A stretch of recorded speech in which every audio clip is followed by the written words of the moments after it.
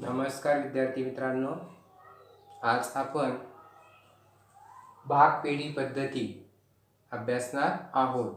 तर विद्यार्थी मित्रांनो, या प्रकरणामध्ये भाग पेढी पद्धती या प्रकरणामध्ये आपल्याला विविध घटकाचा अभ्यास करायचा आहे। तर ते विविध घटक आहे भाग पेढी पद्धती, भाग पेढी पद्धतीचा अर्थ, तसेच भाग पेढी पद्धतीचे महत्त्व, भाग पेढी पद्धतीचे फायदे, भाग पेढी पद्धतीचे घटक, भाग पेढी संबंधित संकल्पना किंवा संज्ञा, तसेच भाग पेढी पद्धतीची काय कार्यपद्धती आहे, डीमॅट प्रक्रिया आहे। कार्यपद्धतीमध्ये काय काय येतं? डीमॅट प्रक्रिया, जे ऑनलाईन भागाची काय डीमॅट प्रक्रिया, तसेच IPO संदर्भात कार्यपद्धती आहे, तसेच हस्तांतरणाच्या बाबतीत सुद्धा काय आहे? कार्यपद्धती आहे। ऑफ मार्केट असेल किंवा मार्केट असेल, तसेच भारतातील भाग पेढी, भारतातील जी भाग पेढी आहे त्याचा सुद्धा आपल्याला या प्रकारात काय करायचं आहे? अभ्यास करायचा आहे। त्यामध्ये NSDL असेल आणि CDSL, आणि तसेच विविध काय जो फरक असेल तो सुद्धा या प्रकारात आपल्याला अभ्यासायचा आहे। तर विद्यार्थी मित्रांनो, आजच्या पाठामध्ये आपण अभ्यासणार आहोत भाग पेढी पद्धतीचा अर्थ, तसेच प्रतिभूती, तसेच भौतिक स्वरूपातील प्रतिभूती आणि इलेक्ट्रॉनिक स्वरूपातील प्रतिभूती, त्यानंतर भाग पेढी पद्धतीचा अर्थ, त्यानंतर डिपॉझिटरी पद्धती आणि बँकिंग पद्धती यामधला सविस्तर फरक, आणि भाग पेढी पद्धती महत्त्व। तर विद्यार्थी मित्रांनो, सुरुवातीस आपण भाग पेढी पद्धतीचा अर्थ अभ्यासणार आहोत। तर विद्यार्थी मित्रांनो, प्रतिभूती ह्या दोन प्रकारे धारण केल्या जाऊ शकतात। किती प्रकारे धारण केल्या जाऊ शकतात? दोन प्रकारे। तर नंबर 1 आहे भौतिक स्वरूपातील प्रतिभूती, आणि नंबर 2 आहे इलेक्ट्रॉनिक स्वरूपातील प्रतिभूती। आणि इलेक्ट्रॉनिक म्हणजेच काय? डिमटेरियलायझेशन, म्हणजेच डिमटेरियलाइज, डीमॅट स्वरूपातील प्रतिभूती, इलेक्ट्रॉनिक स्वरूपातील प्रतिभूती। तर प्रतिभूती म्हणजे काय? तर प्रतिभूती म्हणजे काय? तर प्रतिभूती म्हणजे तुम्हाला माहिती आहे, आपण 11वी मध्ये सुद्धा अभ्यासलेला आहे प्रतिभूती। तर प्रतिभूती म्हणजे भाग, कर्ज रोखे, बंधपत्रे असतात, तसेच म्युच्युअल फंडाची युनिट्स, तसेच सरकारी रोखे इत्यादींना काय म्हणतात? प्रतिभूती। या काय आहेत? प्रतिभूती आहेत। परत एक वेळा सांगतो, प्रतिभूती भाग, कर्ज रोखे, बंधपत्रे, म्युच्युअल फंडाची युनिट्स आणि सरकारी रोखे या काय आहेत? प्रतिभूती आहेत। त्याचा समावेश कशात होतो? प्रतिभूतीमध्ये होतो। तर आपल्याला दोन प्रकारच्या प्रतिभूती अभ्यासायच्या आहेत। आता भौतिक स्वरूपातील प्रतिभूती, आता भौतिक स्वरूपातील प्रतिभूती म्हणजे काय? तर ज्या प्रतिभूती कागदी स्वरूपात असतात। कशा असतात? कागदी स्वरूपात। तर याचा अर्थ काय होईल मग? तर या भौतिक स्वरूपातील प्रतिभूती याचा अर्थ काय होईल? तर भौतिक स्वरूपातील म्हणजे या प्रतिभूती कागदी प्रमाणपत्राच्या स्वरूपात धारण केल्या जातात। कागदी स्वरूपात काय केल्या जातात? या प्रतिभूती धारण केल्या जातात। भौतिक स्वरूपात प्रतिभूती धारण करण्यातील अनेक अडचणी आहेत। कागदी स्वरूपात ज्या प्रतिभूती धारण केल्या जातात त्यामध्ये अनेक अडचणी आहेत, आणि त्या कोणकोणत्या अडचणी आहेत तर ते आपल्याला अभ्यासायचे आहेत। तर नंबर 1 अडचण आहे जोखीम। आता कागदी स्वरूपामध्ये जर प्रतिभूती धारण केल्या तर काय जोखीम असते? तर आपल्या समोर अनेक प्रश्न पडतात। कागद हा काय होऊ शकतो? खराब होऊ शकतो। कागद काय होऊ शकतो? खराब होऊ शकतो। तसेच कागद चोरीला जाऊ शकतो। तसेच आणखी काय जोखीम असू शकते? गाळ होऊ शकतो, चोरीला जाऊ शकतो, तसेच फाटू शकतो, तसेच खराब होऊ शकतो, पाण्याने खराब होऊ शकतो। आलं लक्षात तुमच्या? म्हणजे कागद आहे, कागदी स्वरूपातील ज्या प्रतिभूती आहेत त्या कुठल्या कुठल्या कारणाने त्यात जोखीम आहे, आणि हाताळताना चुकीच्या ठिकाणी सुद्धा काय होऊ शकतात? जाऊ शकतात। कागद आहे, कागद एक कागद त्याच्या जागी दुसराच कागद दिला जाऊ शकतो, म्हणजे हाताळताना काय होऊ शकते? चूक पण होऊ शकते। म्हणजे जोखीम मध्ये काय सांगितलं तुम्हाला? कागदी स्वरूपातील दाखले गाळ होऊ शकतात। कागदी स्वरूपातील जे दाखले आहेत ते गाळ पण होऊ शकतात, खराब होऊ शकतात, तसेच फाटू शकतात आणि चोरी होऊ शकतात, तसेच हाताळताना चुकीच्या ठिकाणी सुद्धा काय होऊ शकतात, जाऊ शकतात इत्यादी काय होते, कागदी स्वरूपातील प्रतिभूतीमध्ये जोखीम येऊ शकते आणि असते. तर कागद आहे, कागद हा केव्हा पण काय होऊ शकतो, खराब होऊ शकतो, फाटू शकतो, गहाळ होऊ शकतो, चोरीला जाऊ शकतो आणि हाताळताना दुसऱ्या ठिकाणी पण जाऊ शकतो. म्हणजे भौतिक स्वरूपातील ज्या प्रतिभूती आहेत त्यामध्ये ह्या काय आहेत, जोखीमी आहेत आणि त्या तुम्हाला मी काय केलेले आहे, सांगितलेले आहे. नंबर 2 आहे, काय अडचण आहे नंबर 2, दुय्यम प्रतीसाठी प्रयत्न. तर आता पहिला कागद जर हरवला तर दुसऱ्यासाठी काय करावा लागतो, प्रयत्न करावा लागतो. म्हणजे नक्कल दाखल्याच्या प्रती मिळवण्यासाठी वेळ, प्रयत्न व पैसा खर्च होतो. बघा, वेळ जातो, खर्च पण, पैसा काय होतो, खर्च होतो आणि प्रयत्न पण काय जातात, वेळ प्रयत्न खूप करावे लागतात आणि आणखी काय सांगितलं, पैसा पण खर्च होतो. ही काय आहे, एक भौतिक स्वरूपातील ज्या प्रतिभूती आहेत त्यातील एक अडचण आहे. आता त्यामध्येच नंबर 3 अडचण आहे, प्रतिभूती वाटपामध्ये विलंब. आता नवीन प्रतिभूतीचे वाटप करायचे असल्यास त्या वाटपास अधिक विलंब लागतो. आता भौतिक स्वरूपातील ज्या प्रतिभूती आहेत आणि त्या जर वाटायच्या असेल, नवीन स्वरूपात जर वाटायच्या असेल, त्याला खूप विलंब लागतो, खूप वेळ लागतो. एक ना एक कागद प्रतिभूती काय केलं तर वाटप विलंब होणारच, कारण की ते भौतिक स्वरूपात आहे, कागदी स्वरूपात आहे आणि त्याला काय होतो, खूप विलंब लागतो. नंतरची अडचण आहे प्रतिभूतीचे हस्तांतरण आणि संक्रमण करण्यास विलंब.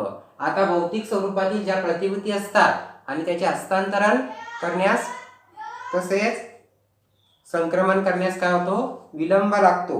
म्हणजे प्रतिभूतीचे हस्तांतरण आणि संक्रमण करताना भौतिक दाखल्याची प्रत्यक्ष हाताळणी करण्यामध्ये काय होतो, विलंब होतो. ही एक काय आहे, भौतिक स्वरूपातील प्रतिभूतीमधील अडचण आहे. नंतरची अडचण आहे अयोग्य वितरणाचा धोका. बघा, बॅड डिलिव्हरी. आता प्रतिभूतीच्या खरेदी विक्रीच्या वेळी ते फाटलेले असू शकते, बनावट सुद्धा. बघा, कागद येतो, कागदी स्वरूपातील प्रतिभूती कशा असू शकतात, फाटलेले पण असू शकतात, तसेच बनावट सुद्धा असू शकते आणि किंवा चुकीचे प्रमाणपत्र असू शकते. बघा, इत्यादी त्यांनी काय सांगितलेलं आहे, अयोग्य वितरणाचा धोका हे काय आहे, मोठी अडचण आहे. त्यामध्ये त्यांनी सांगितलेलं आहे खरेदीची विक्रीच्या वेळी ते काय फाटलेले असू शकते, तसेच बनावट सुद्धा असू शकते आणि आणखी त्यांनी सांगितलं चुकीचे प्रमाणपत्रही असू शकते. या 3 अडचणी यामध्ये काय सांगितलं आहे, अयोग्य वितरणाचा धोका या अडचणीमध्ये या 3 अडचणी सांगितलेल्या आहे की खरेदी विक्रीच्या वेळी ते फाटलेले सुद्धा असू शकते. तो कागद आहे आणि कागद हा फाटलेला सुद्धा असू शकतो, त्यात काही शंकाच नाहीये. तसेच बनावट सुद्धा असू शकतो आणि चुकीच्या प्रमाणपत्र सुद्धा असू शकते. तसेच भारताच्या वेगवान अर्थव्यवस्थेत भाग बाजाराची महत्वाची काय आहे, भूमिका आहे आणि ही महत्वाची भूमिका असून ती जुन्या संकल्पनावर आधारित असू शकत नाही, असू शकत नाही. आणि म्हणून 1996 मध्ये डिपॉझिटरी कायदा काय झाला, डिपॉझिटरी पद्धती आली. म्हणजेच 1996 मध्ये डिपॉझिटरी पद्धती आणली. 1996 मध्ये कोणती पद्धती आणली, डिपॉझिटरी पद्धती आणली आणि ज्यामध्ये प्रतिभूती ह्या कशा ठेवता येऊ लागल्या, इलेक्ट्रॉनिक स्वरूपात धारण केल्या जातील किंवा जातात. 1996 मध्ये डिपॉझिटरी पद्धत आणली आणि तेव्हापासून प्रतिभूती ह्या इलेक्ट्रॉनिक स्वरूपामध्ये ठेवल्या जाऊ लागल्या किंवा जातात. तसेच आता नंबर 2 पद्धती आपल्याला अभ्यासायची आहे. भौतिक स्वरूपातील पद्धती आपण अभ्यासली, त्यामुळे तुमच्या लक्षात आलं असेल कोणकोणत्या अडचणी आहे हे मी तुम्हाला सांगितलेले आहे. आता इलेक्ट्रॉनिक स्वरूपातील प्रतिभूती, तर इलेक्ट्रॉनिक मध्ये कागद विरहित किंवा इलेक्ट्रॉनिक किंवा डिमॅटेरियलाइज स्वरूपात प्रतिभूती धारण करण्याची ही भागपेढी पद्धती आहे.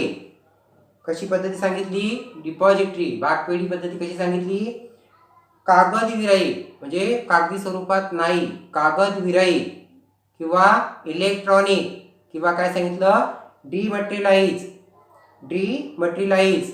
तर या स्वरूपात प्रतिभूती धारण करण्याची काय आहे भागपेढी पद्धती आहे. आणि डिपॉझिटरी पद्धतीविषयी या पाठामध्ये स्पष्टीकरण करण्यात आलेले आहे. कुठल्या पद्धतीविषयी डिपॉझिटरी पद्धतीविषयी. डिपॉझिटरी पद्धतीविषयी या पाठात काय केलेलं आहे डिपॉझिटरी पद्धती विषयी या पाठामध्ये स्पष्टीकरण करण्यात आले आहे. आता भागपेढी पद्धती दोन प्रतिभूती आपण अभ्यासल्या भौतिक स्वरूपातील आणि इलेक्ट्रॉनिक स्वरूपातील. ही कागदी स्वरूपातील प्रतिभूती आहेत आणि हे इलेक्ट्रॉनिक स्वरूपातील प्रतिभूती आहेत. आता भागपेढी पद्धतीचा अर्थ. आता भागपेढी पद्धती म्हणजे काय विद्यार्थी मित्रांनो तर प्रतिभूती ठेवण्याचे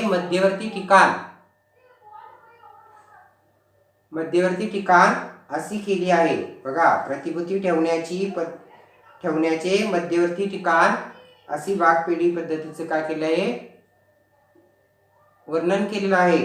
डिपॉझिटरी ही अशी संस्था आहे. बघा डिपॉझिटरी अशी संस्था आहे जी प्रतिभूतीची मालकी सभासदाच्या वतीने इलेक्ट्रॉनिक पद्धतीने हस्तांतरित करते.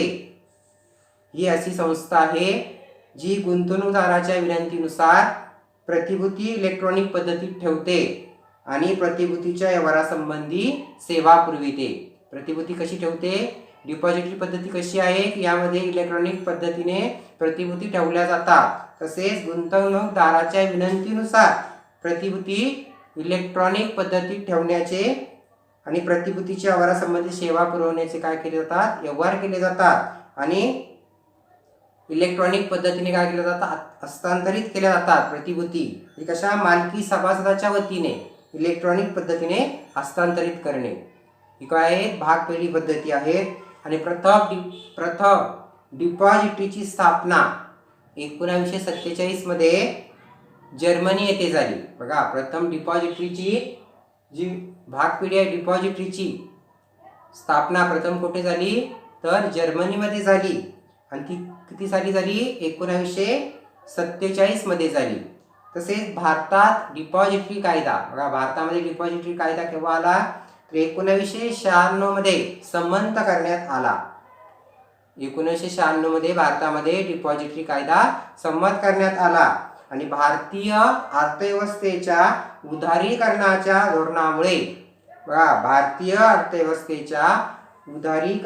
धोरणामुळे व 1991 पासूनच्या आर्थिक क्षेत्रातील सुधारणामुळे भारतीय भांडवल बाजार बराच वाढला आहे.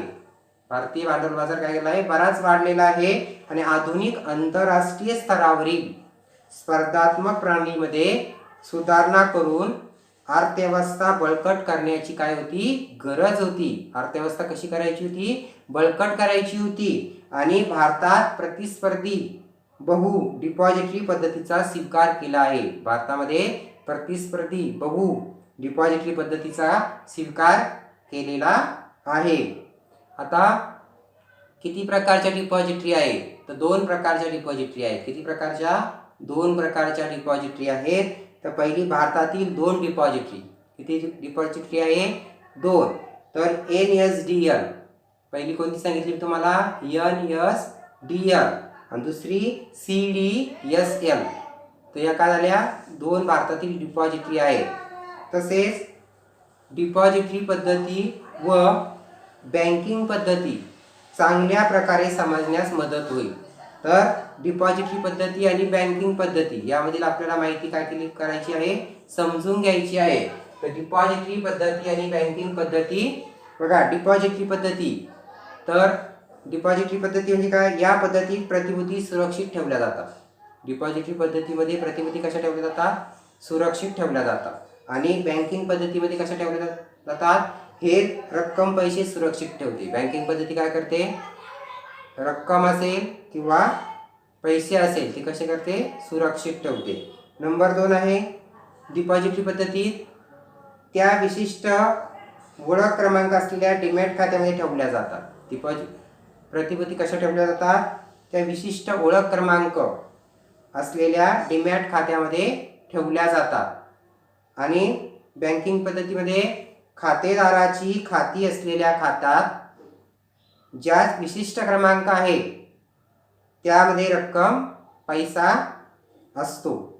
खाते बँकिंग पद्धतीत काय सांगितलं, खातेदाराची खाती असलेल्या खात्यात ज्या विशिष्ट क्रमांक आहे त्यामध्ये रक्कम पैसा असतो. आता नंतर बघा डिपॉझिटरी पद्धतीमध्ये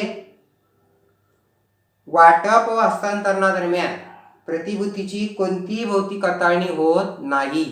बघा डिपॉझिटरी पद्धतीमध्ये वाटप व हस्तांतरणादरम्यान प्रतिभूतीची कोणतीही भौतिक हाताळणी होत नाही. आणि बँकिंग पद्धतीत बघा पैशाची कोणतीही भौतिक हाताळणी होत नाही. नंतर आहे डिपॉझिटरी पद्धतीमध्ये खात्यामधील प्रतिभूतीचे हस्तांतरण नोंदी करून केले जाते. खात्यामधील प्रतिभूतीचे हस्तांतरण नोंदी करून केले जाते. आणि बँकिंग पद्धतीमध्ये बघा बँकिंग पद्धतीत काय सांगितलं, खात्यामधील रकमेचे अन्यत्र हस्तांतरण हे नोंदी करून केले जाते. खात्यामध्ये रकमेचे अन्यत्र हस्तांतरण कसे केले जाते, नोंदी करून केले जाते. तर भाग पेढी पद्धतीमध्ये डिपॉझिटरी ही इलेक्ट्रॉनिक स्वरूपात भाग सुरक्षित ठेवणारी परिरक्षक असते. बघा भाग पेढी पद्धतीमध्ये डिपॉझिटरी ही इलेक्ट्रॉनिक स्वरूपात भाग सुरक्षित ठेवणारी काय आहे, परिरक्षक असते. आणि भाग पेढीचा प्रतिनिधी तो कोण असतो, डीपी असतो, डिपॉझिटरी पार्टिसिपंट. आणि ही गुंतवणूकदार आणि भाग पेढीमधील मध्यस्थ दुवा म्हणून कार्य करते. भाग पेढीचा प्रतिनिधी जो असतो तो कशामध्ये दुवा म्हणून कार्य करतो, तर त्यांनी सांगितलं भाग पेढीमधील मध्यस्थ व गुंतवणूकदार यामधील काय करतो, दुवा म्हणून काय करत असतो, काम करत असतो. तर तसेच आता यानंतर आपल्याला अभ्यासायचं आहे भाग पेढी पद्धतीचे महत्व. आता भाग पेढी पद्धती तुम्हाला मी समजून सांगितला, अर्थ सांगितला, बँकिंग पद्धती तसेच डिपॉझिटरी पद्धती सांगितली. आता यानंतर आपण अभ्यासणार आहोत भाग पेढी पद्धतीचे महत्व. तर भाग पेढी पद्धतीचं काय महत्व आहे विद्यार्थी मित्रांनो, तर भांडवल बाजाराच्या यशस्वी कार्यामध्ये डिपॉझिटरी ही महत्त्वाची भूमिका बजावते. बघा भांडवल बाजाराच्या यशस्वी कार्यामध्ये कोणाची भूमिका महत्त्वाची आहे, डिपॉझिटरीची महत्त्वाची भूमिका आहे. आणि ते पुढील प्रमाणे स्पष्ट केलेले आहे. काय केले आहे, स्पष्ट केलेले आहे. तर नंबर 1 सांगितलं त्यांनी डिपॉझिटरीचं महत्त्व, कागदी स्वरूपातील प्रतिभूती पद्धतीमध्ये असणाऱ्या जटिल आणि जास्त संख्येने कागदपत्रे हाताळण्याची समस्या दूर करते. बघा कागदी स्वरूपातील ज्या प्रतिभूती असतात, भौतिक स्वरूपातील ज्या प्रतिभूती असतात आणि त्या कशा असतात, जटिल असतात आणि जास्त संख्येने कागदपत्रे हाताळण्याची समस्या दूर करते. हे महत्त्व आहे की जास्त कागदपत्राची गरज नाही. इलेक्ट्रॉनिक स्वरूपामुळे ही पद्धती काय झालेली आहे, सोपी झालेली आहे. जटिल जे काय व्यवहार होते ते काय झालेले आहे, कमी प्रमाणात. इलेक्ट्रॉनिकमध्ये खूप चांगली संधी आहे आणि इलेक्ट्रॉनिक पद्धती ही भाग पेढी पद्धती काय आहे, चांगली आहे. तसेच नंबर 2 अत्याधुनिक तंत्रज्ञानाचा वापर करून कागद विरहित व्यापाराची संधी देते. बघा अत्याधुनिक तंत्रज्ञानाचा वापर करून कागद विरहित व्यापाराची संधी देते. प्रतिभूती कशी आहेत, इलेक्ट्रॉनिक स्वरूपात धारण करणारी. डिपॉझिटरी इलेक्ट्रॉनिक स्वरूपात प्रतिभूती काय करते, धारण करते. म्हणजे इथं कागदाचा प्रश्न उद्भवत नाही. फक्त सर्व व्यवहार कसे केले जातात, इलेक्ट्रॉनिक पद्धतीने केले जातात. आणि इलेक्ट्रॉनिक पद्धतीत काम हे काय होतं, जलद लवकर होतं, जास्त वेळ लागत नाही. आणि ह्या इलेक्ट्रॉनिक व्यवहारामध्ये चोरी होण्याचा संभव नसतो, गहाळ होण्याचा पण प्रतिभूती संभव नसतो. तसेच बनावटगिरीचा संबंधच नसतो, बनावटगिरी उद्भवण्याची गरजच नसते. तसेच बनावटगिरी कोणी करू शकत नाही. आणि इलेक्ट्रॉनिकमध्ये आणखी काय आहे, इलेक्ट्रॉनिकमध्ये चुकीचा कागद जाऊ शकत नाही. म्हणजे जे भौतिक स्वरूपात मी तुम्हाला सांगितलं चुकीच्या ठिकाणी प्रतिभूती जाऊ शकतात, तर कागद ती समस्या उद्भवू शकत नाही. नंतरचं महत्व आहे प्रमाणपत्र साठवणे, सांभाळणे आणि हाताळणे यातून सुटका होते. खूप त्यांनी महत्व सांगितलं. नंबर 3 प्रमाणपत्र साठवणे. आता कागद म्हणल्यानंतर त्याचं रेकॉर्ड करूनच जमाच करून ठेवावं लागतं. गट्टेचे गट्टे कार्यालयामध्ये साचतात. तुम्ही पाहिलं असेल कुठल्याही जर कार्यालयात गेलं तर कागद म्हणल्यानंतर टप्प्याच्या टप्प्यात तिथं काय केले जातात, लवून ठेवल्या जातात. म्हणजे कुठलाही कागद कधीही पुरावा म्हणून उपयोगी असतो आणि तो कुठल्याही क्षणी व्यक्तीने मागितला तर त्याला सादर करावा लागतो. आणि कागदी स्वरूपाचे काय होतात, गोडाऊन भरले जातात. तुम्ही अनेक ठिकाणी पाहिलं असेल, अनेक ठिकाणी गेला असेल, कार्यालय पाहिली असतील आणि या कार्यालयामध्ये काय असतात, कागद असतात आणि या कागदाची जपणूक करून ठेवावी लागते, साठवणूक करून ठेवावी लागते, गोडाऊन भरून ठेवावे लागतात. तसं इलेक्ट्रॉनिक्स आहे का, नाही. इलेक्ट्रॉनिक पद्धती ही त्यासाठीच अंमलात आणलेली आहे. तसेच सांभाळणे. कागदपत्र हे काय करावं लागतात, सांभाळून ठेवावे लागतात. जर सांभाळून ठेवले तर काय होतात, हरवून जाऊ शकतील. कागदी प्रतिभूती ही हरवून जाऊ शकतात. तर सांभाळ. इलेक्ट्रॉनिकमध्ये तसे समस्या उद्भवते का, नाही. इलेक्ट्रॉनिकमध्ये डाटा सेव्ह करून ठेवलेला असतो आणि तो कधी आपल्याला कधी कुठलाही कागद इलेक्ट्रॉनिक बनवतो कधीही मिळू शकतो. म्हणजे त्यामध्ये ती समस्या उद्भवत नाही. तसेच हाताळणे. कागदपत्र हाताळणे यातून सुटका होते. आता हाताळणे, कागद हाताळताना काय होऊ शकतो, हरवू शकतो, म्हणजे गाळ होऊ शकतो. आणखी काय समस्या येऊ शकते, हाताळताना कागद हा हवेमध्ये उडू शकतो, म्हणजेच काय फाटू शकतो.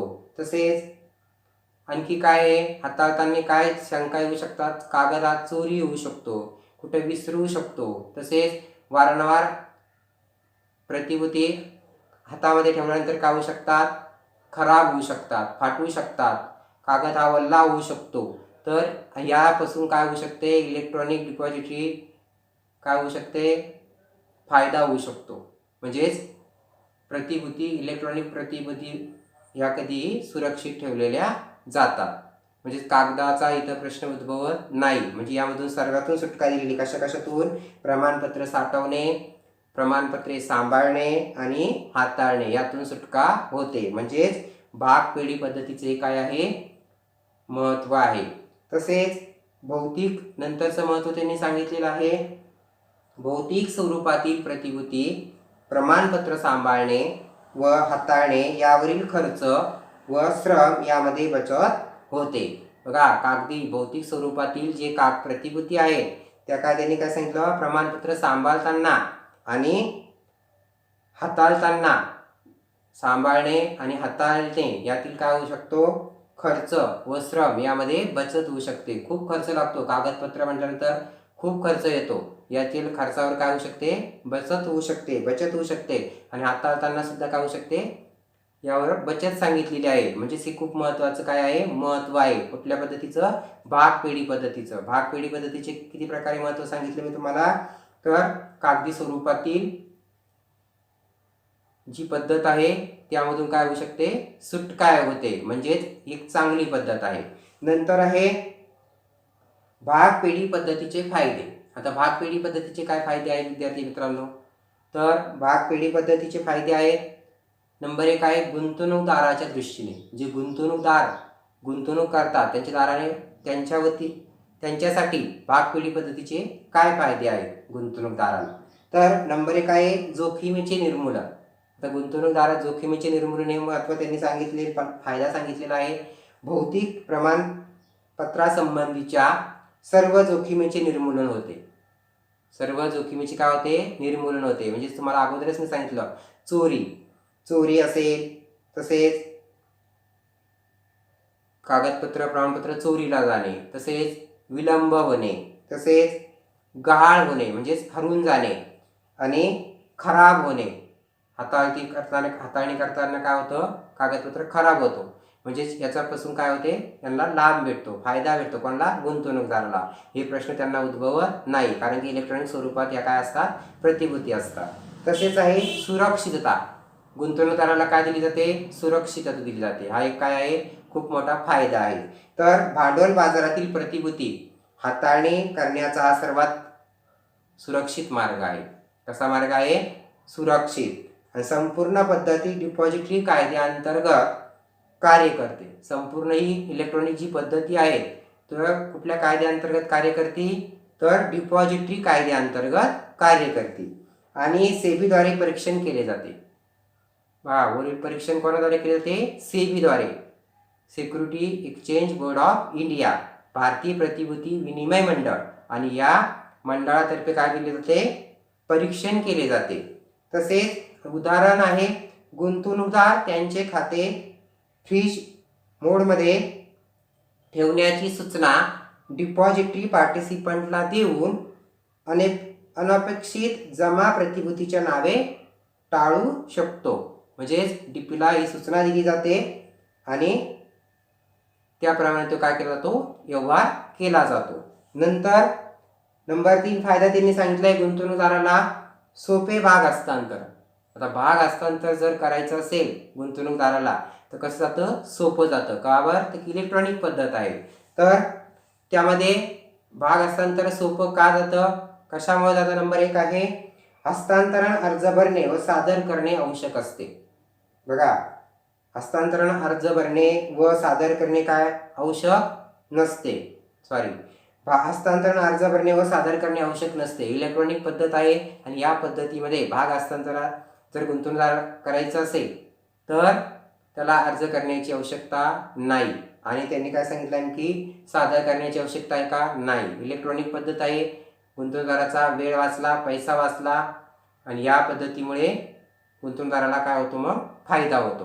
म्हणजे अर्ज करण्याची आवश्यकता नाही, सादर करण्याची आवश्यकता नाही. तसेच नंबर 2 सांगितलेलं आहे, तसेच भौतिक स्वरूपात भाग हस्तांतरणावर असलेले मुद्रांक शुल्क लागू नाही. भौतिक स्वरूपात भाग हस्तांतरणावर असलेले मुद्रांक शुल्क लागू नाही. भौतिक स्वरूपात भाग हस्तांतरणावर असलेले मुद्रांक शुल्क काय आहे? लागू नाहीये, कारण की इलेक्ट्रॉनिक पद्धत आहे. तसेच नंबर 3 त्यांनी सांगितलेलं आहे, प्रतिभूतीच्या हस्तांतरणाच्या प्रक्रियेचा कालावधी कमी केला जातो आणि प्रतिभूती व रोख रक्कम अनावश्यकपणे अधिक काळ गुंतून राहत नाही. बघा, त्यांनी काय सांगितलं नंतरचा फायदा? सोप्या हस्तांतरणासाठी प्रतिभूतीच्या हस्तांतरणाच्या प्रक्रियेचा कालावधी कमी केला जातो. प्रतिभूतीचे हस्तांतरण करायचं त्याचा कालावधी कसा केला जातो? कमी केला जातो. व रोख रक्कम अनावश्यकपणे अधिक काळ गुंतून राहत नाही. रोख रक्कम ही जास्त काळासाठी गुंतून राहत नाही. अनावश्यक काळासाठी गुंतून राहते का? नाही. तर हे सोपे हस्तांतरण यामुळे केले जाते. नंतर चौथा फायदा आहे, 4 नंबरचा फायदा आहे, खात्यावरील अद्ययावत माहिती व सूचना. आता गुंतवणूकदारास डीपीद्वारे तसेच डिपॉझिटरीद्वारे धारण केलेल्या प्रतिभूतीची आणि व्यवहाराच्या स्थितीची माहिती दिली जाते.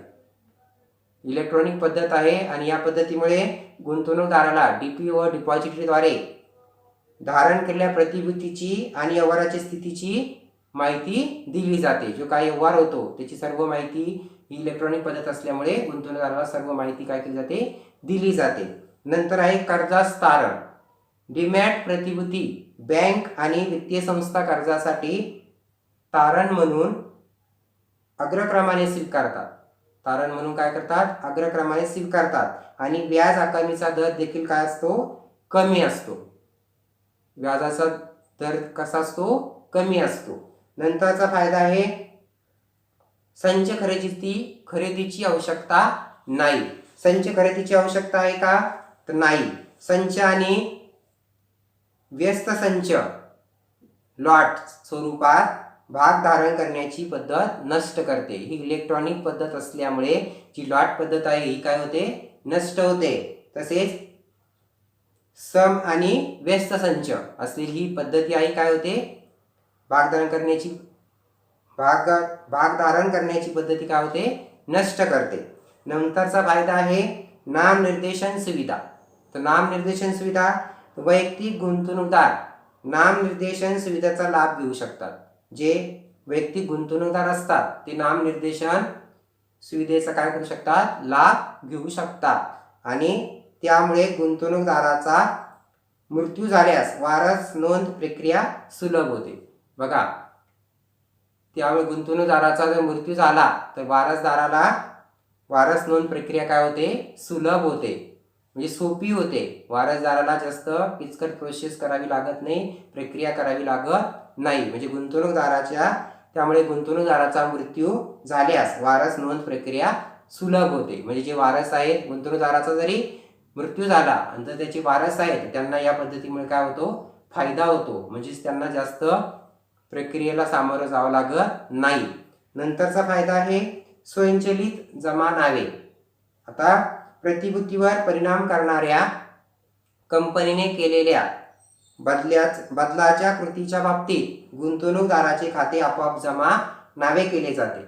गुंतवणूकदाराचे खाते कसे केले जातात, आपोआप नावे जमा केले जातात. यालाच व्यावसायिक कृती म्हणतात. खाते कसे केले जातात, आपोआप नावे जमा केले जातात आणि यालाच कृती म्हणतात, व्यावसायिक कृती म्हणतात. आणि कॉर्पोरेट ॲक्शनची काही उदाहरणे आहेत. आता कॉर्पोरेट ॲक्शनची काही उदाहरणे आहेत म्हणजेच कशाची, व्यावसायिक कृतीची. तर लाभांश वाटप, कंपनीमध्ये काय केला जातो, लाभांश वाटप केला जातो. तर लाभांश वाटप आहे, बोनस भाग वाटप आहे, हक्क भाग वाटप आहे, मुदतीपूर्वीच कर्जरोख्याची परतफेड आहे, विलिनीकरण आणि अधिग्रहण इत्यादी. तर ही काय आहेत, उदाहरणे आहेत. तर विद्यार्थी मित्रांनो, आज आपण भाग पेढी पद्धतीचा अर्थ, प्रतिभूतीचा अर्थ, दोन प्रकारच्या प्रतिभूती अभ्यासलेल्या आपण. प्रतिभूती म्हणजे काय, भाग, कर्जरोखे, बंधपत्रे, म्युच्युअल काय सांगितले मी तुम्हाला अगोदरच सांगितलेलं आहे. म्युच्युअल फंडाचे युनिट्स आणि सरकारी रोखे इत्यादी काय आहेत, प्रतिभूती आहेत. तसेच भौतिक स्वरूपातील प्रतिभूती अभ्यासल्या, त्याची माहिती दिली. तसेच इलेक्ट्रॉनिक स्वरूपातील प्रतिभूती आणि भाग पेढी पद्धतीचा अर्थ, भाग पेढी पद्धतीचे महत्त्व आणि डिपॉझिटरी पद्धती आणि बँकिंग पद्धती याविषयी माहिती आज आपण अभ्यासलेली आहे. तर विद्यार्थी मित्रांनो, धन्यवाद.